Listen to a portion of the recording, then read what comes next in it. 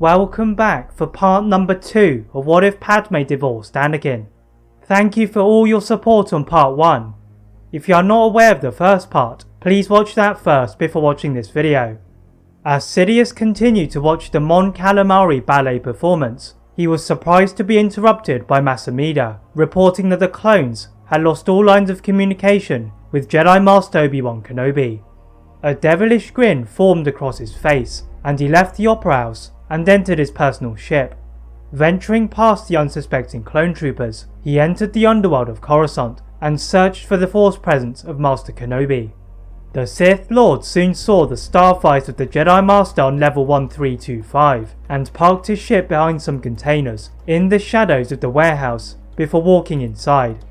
With his hood above his head, Sidious moved in a flash, darting from the roof to the walls, and saw a lone clone trooper talking to Master Kenobi. The Sith Lord sensed danger and pulled the clone towards him with the Force and threw him outside to fall down into the depths of the underworld. Walking slowly to the Jedi Master, Sidious cackled at Kenobi's feeble attempts to look underneath his hood, deactivating the ray shield with the use of the Force and torturing him with Sith lightning before he could react. Despite some initial resistance, Obi-Wan crumpled to the floor, his robes singed from head to toe. Sidious ordered some of his personal guard to place Obi-Wan in a carbonite freezing chamber before returning to his office. Back in the Jedi Temple, the Council are at a loss to explain the disappearance of Anakin Skywalker. Having discovered he had mysteriously disappeared from the planet, they accept an incoming transmission from Commander Cody, reporting that Obi-Wan had also vanished. The Council leapt to their feet, unaware that Obi-Wan was beneath theirs. Together, the entire Council go to search for the missing Jedi, as the situation was now critical. The Jedi spread their forces as Palpatine watched the chaos with a laugh from his office. Once more, the Sith Lord summoned the holographic figure of Dooku, and the apprentice had arrived on Scipio to ensure Clovis was placed at the head of the banking clan.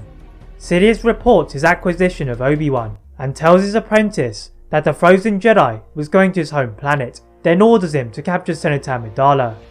On the planet of Scipio, Dooku hovers in his solar sailor towards the office of Rush Clovis, finding Palpatine's task had already been done for him. The Senator was holding a blaster to Padme's head as he gestured to Dooku's ship. The Sith Lord calmly entered the office through its open window and thanked Clovis for his efforts, then dragged Padme into the welcome arms of the small contingent of Separatist forces. As they were about to leave the planet, however, the Jedi had sent a battalion of clone troopers in case Anakin had gone to Scipio, and they had conveniently arrived to block the Sith Lord. Led by Plo Koon and his wolf pack, the Keldor Master placed a tracking beacon on Dooku's ship just as it vanished, before helping to clear the Separatist army. After the dust had settled, Plo Koon flew back to his cruiser and waited the signal from his beacon until it eventually flashed. Some of the Jedi who had been scouring Coruscant returned to the temple and find Dooku returned to his home planet, likely having possession of the Jedi and Padme. As it was heavily guarded by the Separatist army, Mace Windu elects himself and Yoda to guide the Republic forces, whilst the others protected Coruscant from any surprise attacks.